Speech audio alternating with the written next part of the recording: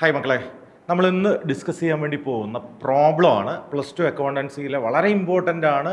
നിങ്ങൾ ഏത് annual exam എടുത്തു നോക്കിക്കഴിഞ്ഞാലും ഈ ഒരു ക്വസ്റ്റ്യൻ നമുക്ക് ഉറപ്പായിട്ടും ഉണ്ടാവും.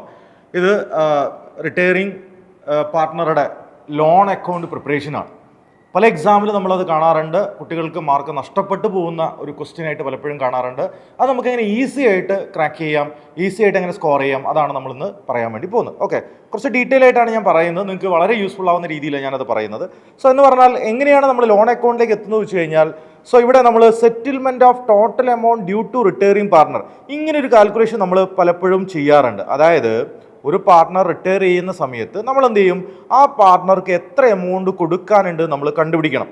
എത്ര എമൗണ്ട് കൊടുക്കാനുണ്ട് നമ്മൾ കണ്ടുപിടിക്കണം. നമുക്ക് പല രീതിയിൽ അത് കണ്ടുപിടിക്കാം. ഫോർ എക്സാമ്പിൾ, ഒരു പാർട്ട്ണർ എ എന്ന് പറയുന്ന ഒരു പാർട്ട്ണർ ആണെങ്കിൽ അയാൾക്ക് കുറേ കാര്യങ്ങൾ ഫേമിൽ നിന്ന് കിട്ടാനുണ്ടാവും. എന്തൊക്കെയായിരിക്കും കിട്ടാണ്ട?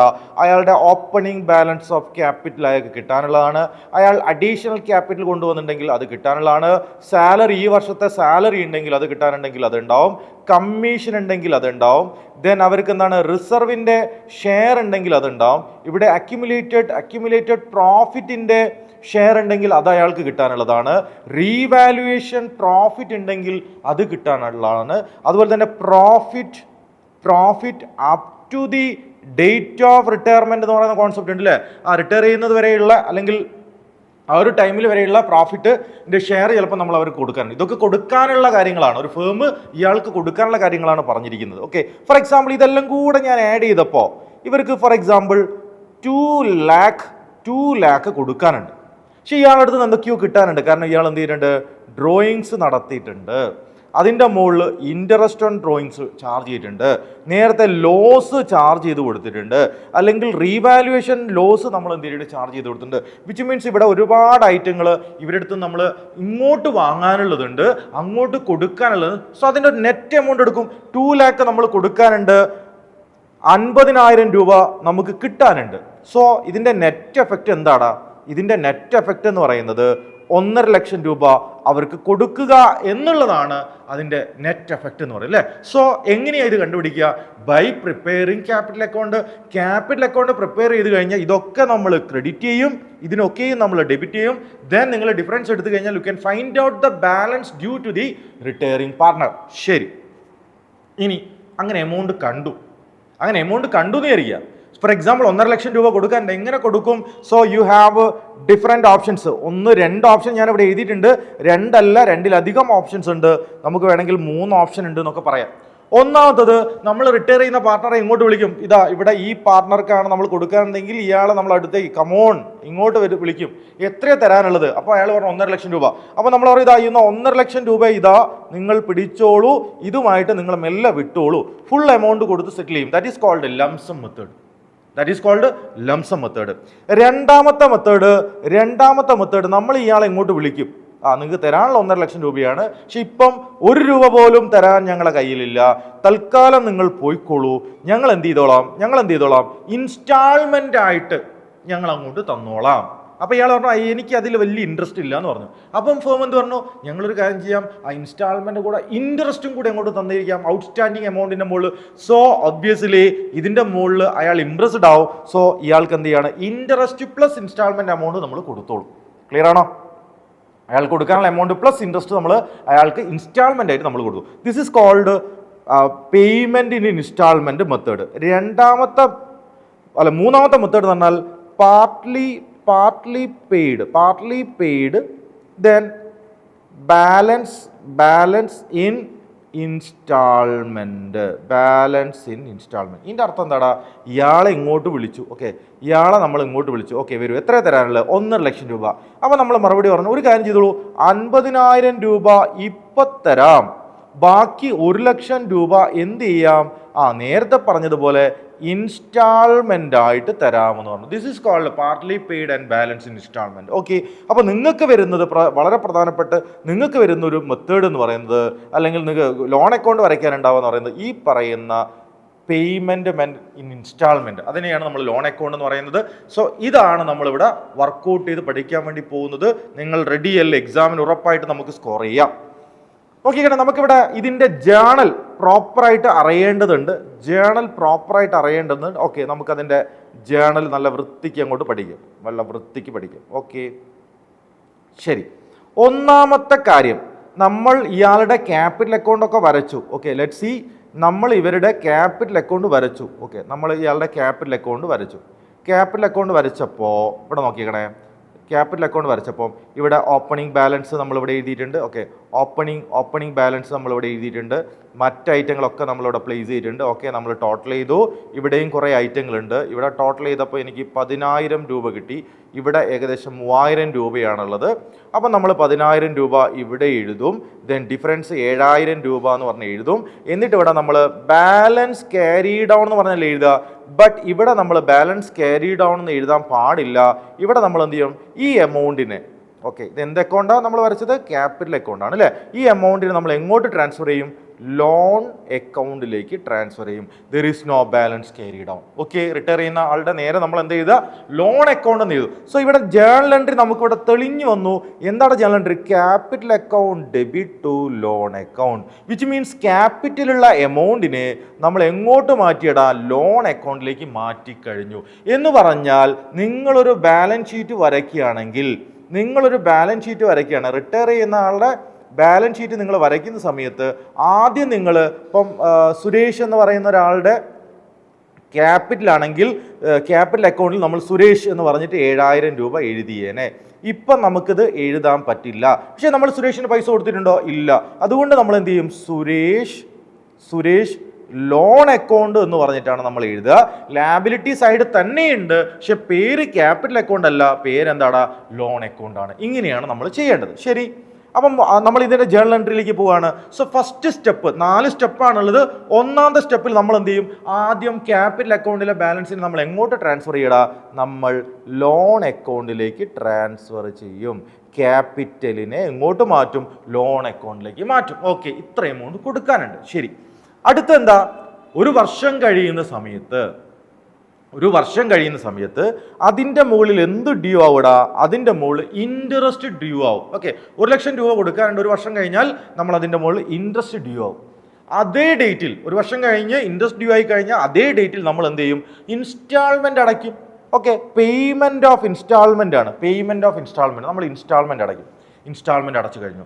അടുത്ത സ്റ്റെപ്പിൽ എന്താ ചെയ്യുക, നമ്മൾ ഇവിടെ ഒരു അക്കൗണ്ട് ഓപ്പൺ ചെയ്തിട്ടുണ്ട്. ഏതാടാ, ഇൻട്രസ്റ്റ് അക്കൗണ്ട്. ആ ഇൻട്രസ്റ്റ് അക്കൗണ്ടിന് നമ്മൾ എന്ത് ചെയ്യണം, ക്ലോസ് ചെയ്യണം. ഈ 4 കാര്യങ്ങളാണ് ചെയ്യാനുള്ളത്.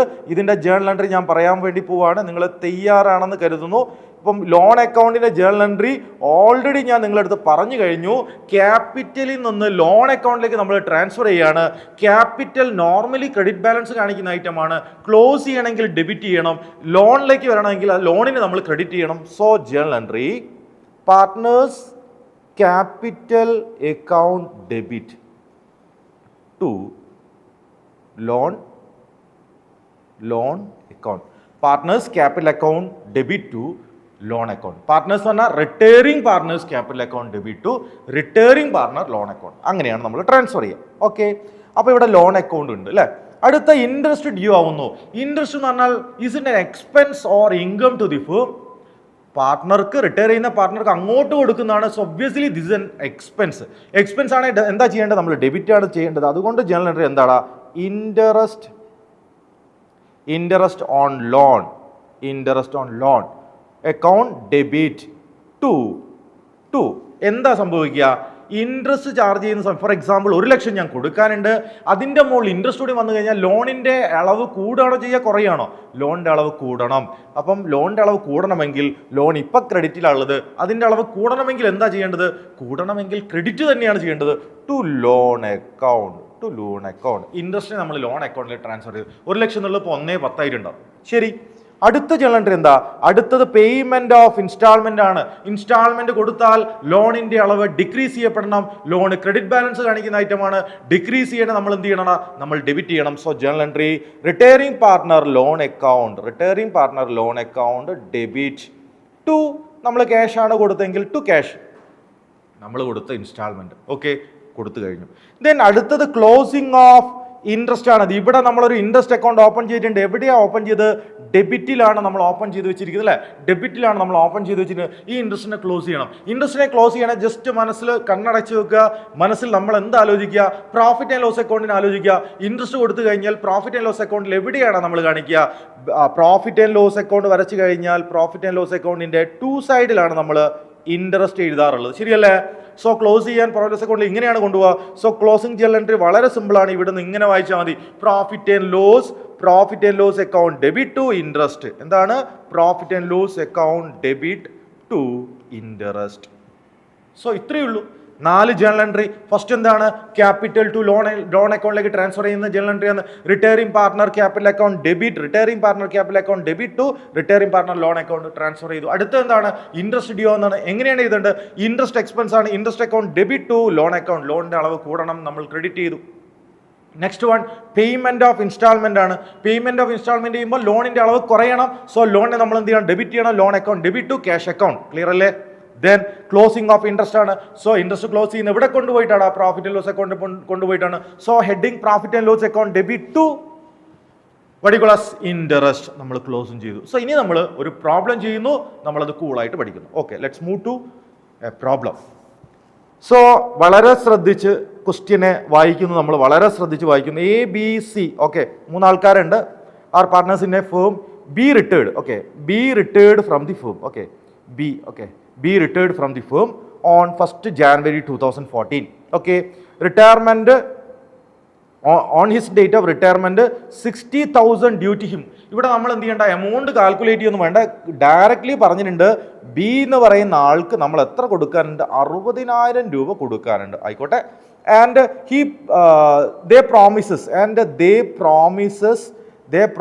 he promised to pay 3 equal installment together with the interest at 12%. 12% ഇൻട്രസ്റ്റിൽ ഞങ്ങൾ എന്ത് ചെയ്തോളാം? നിങ്ങളെ പേയ്മെന്റ് സെറ്റിൽ ചെയ്തോളാം എന്ന് ആരൊക്കെ ചേർന്ന് പറഞ്ഞിട്ടുണ്ട്? എ ആൻഡ് സി ചേർന്ന് ആരോട് പറഞ്ഞു? ബിയോട് പറഞ്ഞു. Prepare loan account for 3 years. 3 വർഷത്തേക്കുള്ള ലോൺ അക്കൗണ്ട് വരയ്ക്കാനാണ് നമ്മളോട് പറഞ്ഞിരിക്കുന്നത്. നിങ്ങൾ തയ്യാറല്ലേ? നിങ്ങൾ റെഡിയല്ലേ? ആദ്യം ചെയ്യേണ്ട ഒരു ലെഡ്ജർ അങ്ങോട്ട് നീട്ടി വരയ്ക്കുക 3 വർഷത്തേക്കുള്ള. അപ്പോൾ ഡേറ്റ് കോളം ഉണ്ട്, പർട്ടിക്കുലേഴ്സ് കോളം ഉണ്ട്, amount, date, particulars, amount. Date column വളരെ വളരെ ഇമ്പോർട്ടൻ്റ് ആണ്, വളരെ വളരെ ഇമ്പോർട്ടൻ്റ് ആണ്. സോ നമ്മൾ സ്റ്റാർട്ട് ചെയ്യുകയാണ്. First journal entry, first step മനസ്സിലാലോചിച്ചോളൂ.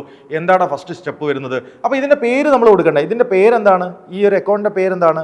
ഈ അക്കൗണ്ടിൻ്റെ പേര് ബീസ് ലോൺ അക്കൗണ്ട് എന്നാണ് അല്ലേ? എന്താണ് പേര്? ബീസ് ലോൺ അക്കൗണ്ട്. ബി ആണ് റിട്ടയർ ചെയ്യുന്നത്. ഓക്കെ, ഇതാണ് ഇതിൻ്റെ പേര്. ഡെബിറ്റ് സൈഡും ക്രെഡിറ്റ് സൈഡും ഉണ്ട്. ഫസ്റ്റ് ജേർണൽ എൻട്രി എന്തായിരിക്കും? അത് ട്രാൻസ്ഫർ ചെയ്യുന്നതാണ്. Capital B's capital account debit to B's loan account.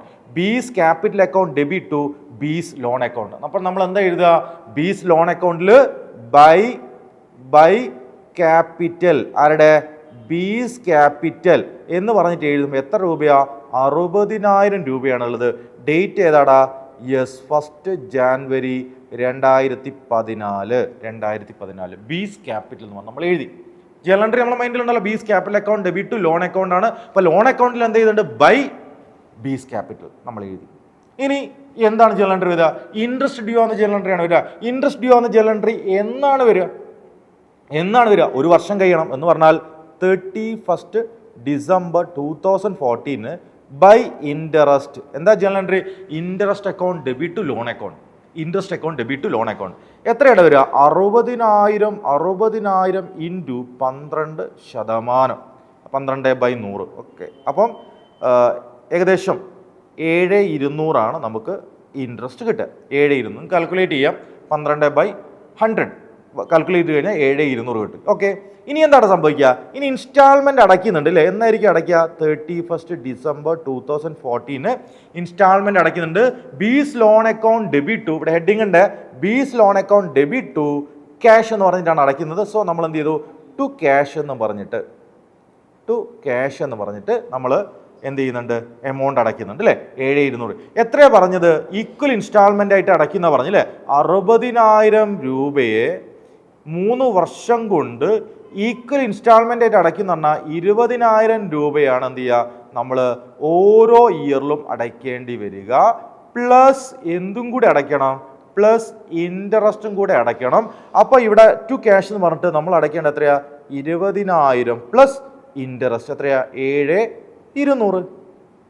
27,200. So നമുക്കിത് എന്ത് ചെയ്യാം? ബാലൻസ് ചെയ്യാം. ഏത് സൈഡാണ് കൂടുതലുള്ളത്? ഒബ്വിയസ്ലി ഏത് സൈഡാണ്? ക്രെഡിറ്റ് സൈഡാണ്. അപ്പം 67,200. Take the same total on the debit side. 67,200 deduct ചെയ്ത് കഴിഞ്ഞാൽ you will get the balance of 40,000. Okay, ഇതിന് നേരെ ഞാൻ എന്ത് എഴുതി? Yes, to balance carry down. Okay, balance carry down. ഇനി ഞാൻ എന്ത് ചെയ്യണം? ഇതിനെ ഇങ്ങോട്ട് എടുത്ത് അല്ലേ, ബൈ ബാലൻസ് ബ്രോ ഡൗൺ. ഏത് ഡേറ്റിലാടാ? 1/1/2015 ഞാൻ എഴുതി. എത്ര രൂപയാ? യെസ്, 40,000 രൂപ ഇവിടെ ഇപ്പം ഓപ്പണിംഗ് ബാലൻസ് ഉണ്ട്. എന്തിൻ്റെ? ആ ലോൺ അക്കൗണ്ടിൽ നമ്മളിപ്പോൾ ഇനി 40,000 രൂപ കൊടുക്കാനുണ്ട്. ഇനി എന്ത് ചെയ്യും? 31 ഡിസംബർ 15 എന്ത് സംഭവിക്കടാ? 2015 interest due. Okay, interest due. Yes, general entry എന്താ? By interest. എത്രേൻ്റെ മോൾ? 60,000 മുകളിൽ ഇൻട്രസ്റ്റ് കൊടുക്കണോ?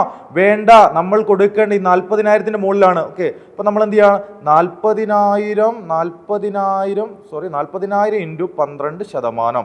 അപ്പം 40ൻ്റെ 10% 4,000 ആണ്, 1% 400 അപ്പം 2% 800 4,800 വരും. റൈറ്റ്, 4,800.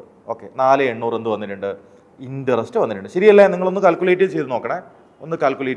ശരി, ഇതിന് എന്ത് സംഭവിക്കുന്നുണ്ട്? യെസ്, ഇനി എന്ത് സംഭവിക്കുന്നുണ്ട്? ഇനി നമ്മൾ ചെയ്യുന്നത് നേരെ നമ്മൾ ഇൻസ്റ്റാൾമെന്റിലേക്ക് അടക്കുകയാണ്. ഇൻസ്റ്റാൾമെന്റ് അടയ്ക്കാൻ വേണ്ടി പോവാണ്. ഏത് ഡേറ്റിൽ? 31. 1 മിനിറ്റ്.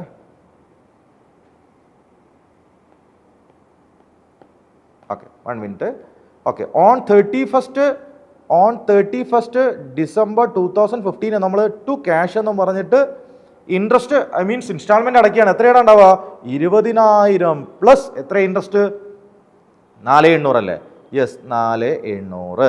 ഓക്കെ, അപ്പം 24,800. സോ ഇനി നമുക്ക് എന്ത് ചെയ്യാം? ഇതിനെ ബാലൻസ് ചെയ്യാം. ബാലൻസ് ചെയ്യുന്ന സമയത്ത് ടോട്ടൽ എടുക്കുക. 40ഉം 4,800ഉം 44,800. Take the same total 44,800. Take the difference. എത്ര വരൂടാ? 20,000 രൂപ ഇനിയും കൊടുക്കാനുണ്ട്. സോ നമ്മളിവിടെ എന്ത് എഴുതും? Yes, balance carry down. Same ഡേറ്റിലാണ്. ഇനി അടുത്ത വർഷം, അതായത് 31 ഡിസംബർ 2016 1 ജാനുവരി 2016 നമ്മൾ ഇതിനെ ബ്രോ ഡൗൺ ചെയ്തിടും. ബാലൻസ് ബ്രോ ഡൗൺ എത്രയാടാ? 20,000 രൂപ ബാലൻസ് ബ്രോ ഡൗൺ. ഓക്കെ, 20,000 രൂപ കൂടെ കൊടുക്കാനുണ്ട്. ഇനി എന്ത് ചെയ്യണം? 31 ഡിസംബർ 2016 എന്ത് സംഭവിക്കണം? ഇൻട്രസ്റ്റ് ഡ്യൂ ആണ്. എത്രേൻ്റെ മുകളിലടാ? ഈ 20,000 മുകളിൽ 20,000 ഇൻറ്റു 12% എത്ര വരൂടാ? 2,000ഉം 400ഉം 2,400. യെസ്, ഇൻട്രസ്റ്റ് ഡ്യൂ ആവും. സോ നമ്മൾ എന്ത് ചെയ്യണം? ഇവിടെ പേയ്മെന്റ് ചെയ്യണം. അപ്പം നമ്മൾ എന്ത് ചെയ്യാണ്? ഇവിടെ പോയിട്ട് ഓൺ 31 ഡിസംബർ 2016 നമ്മൾ ടു ക്യാഷ് എന്നും പറഞ്ഞിട്ട് പേയ്മെന്റ് കൊടുക്കുക. എത്ര? 20,000 പ്ലസ് ഇൻട്രസ്റ്റ് എത്രയാ? 2,400. സോ 22,400. ടോട്ടൽ ചെയ്താൽ എത്ര കിട്ടും? 22,400. ഇവിടെ ടോട്ടൽ ചെയ്താൽ 22,400, വിച്ച് മീൻസ് ബാലൻസ് 0 ആയി. So this is loan account. ഈ രീതിയിലാണ് നമ്മൾ എന്ത് പ്രിപ്പയർ ചെയ്യേണ്ടത്? ലോൺ അക്കൗണ്ട് പ്രിപ്പയർ ചെയ്യേണ്ടത്.